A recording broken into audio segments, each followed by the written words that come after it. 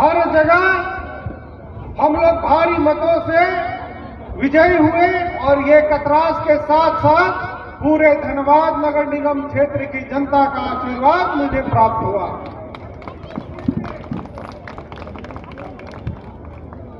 मैं कि आपने जो भरोसा मुझ पर किया है, उस भरोसे और मान सम्मान के साथ मैं कभी खिलवाड़ होने नहीं दूंगा। कतरास क्षेत्र की जनता जिस तरह से जो सम्मान मुझे दिया है, मैं आपको यह विश्वास दिलाता हूं कि आपके प्रत्येक समस्याओं का समाधान करने का प्रयास हम 55 पार्षद और नगर निगम के धनबाद के मेयर के रूप में हम लोग उसका समाधान करने का काम करेंगे। जब धनबाद में मेयर चुनाव होने के बाद ये चर्चा हो रही थी कि आप किसे अपने क्षेत्र से किस व्यक्ति को आप मैंने ये कहा था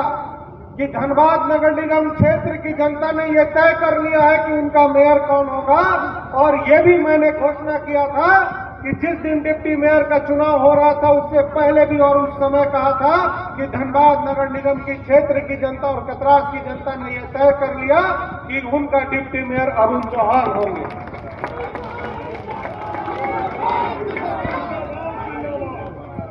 बहुत लोग ये कहते हैं कि हम जातिवाद की राजनीति करते हैं, लेकिन हमने अपने साथ जो सहयोगियों को चुनने का काम किया, आपको ये बता देते कि जब अरुण जी को हम लोगों ने डिप्टी मेयर के लिए खड़ा किया था, 55 में से 50 वोट डिप्टी मेयर के लिए अरुण जी के लिए मिला और ये सम्मान पूरे धनबाद और कतरास की जनता की थी।